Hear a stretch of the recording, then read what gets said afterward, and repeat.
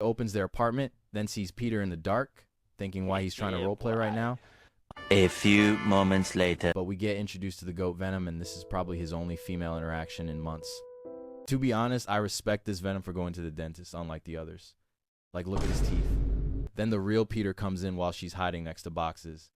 And she low-key got PTSD from that encounter until Peter takes off his mask. Then she starts to describe the nigga saying, it wasn't human-like. Obviously it wasn't. Have you seen that mouth? Then Peter leaves her on the couch thinking, how could someone press her like that?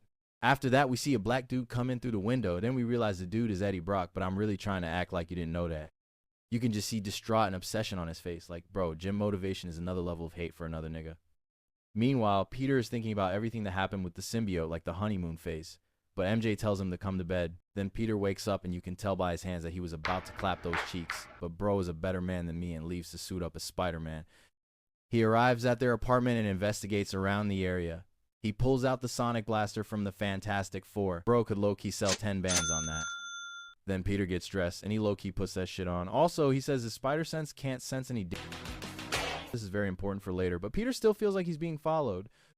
And he's right. Eddie was just chilling and almost got the jump on him, but Peter had already dipped. Afterward, he's at Aunt May's house with MJ. This stingy-ass random nigga is mean mugging the hell out of Aunt May while she's going to clean the dishes, whatever. We link up with Eddie at the church talking to himself. You can tell since he didn't even see the cop. But Eddie's leg turns to goop, and the symbiote starts to crawl on the floor until it suffocates the cop. But really, how do you get choked out by a leg with the nigga not moving? Meanwhile, MJ calls in some friends to help them move some stuff to the house. And her friends are low-key kind of bad, though. Then Peter starts talking with Robbie about some random shit. But Peter sees Eddie aura farming with his suit. It's crazy. So Peter suits up and swings toward the masked figure. Then Eddie crawls into the abandoned building. Peter comes through the window and gets snuck. Bro's really a thicker version of Spider-Man. If you peep this panel, this is where he calls himself Venom. Kind of disappointed, though, since I expected a double spread, double cheeked up panel. Whatever, bro, then reveals his face. And to Peter, it's some random bum from the Bugle. Then Eddie starts yapping about being one of the best journalists. Peter low-key just like me by letting niggas talking their shit off. He continues and says Peter catching this dude ruined his life, while Peter's still trying to reach for the switch. But before I continue, look at this nigga's face. Bro looks baked as hell like me on a Tuesday. Whatever, he starts saying he tried exercising but kept imagining choking Peter to death, like damn. Then he talks about going to the church and about to end it all.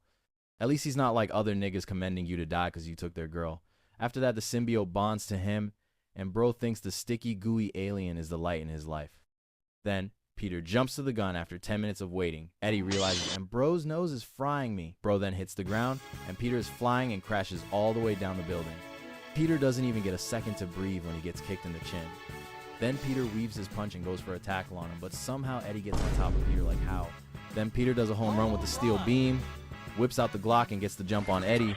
But Peter starts thinking, this might kill Eddie, bro. Just kill the nigga. Peter leaves to think about another plan. But Eddie did not let that slide. He pulls Spider-Man on the web, breaks the whole wall, and does a clean-ass punch. I gotta give him some props. Then Peter wakes up, webbed up to a church bell.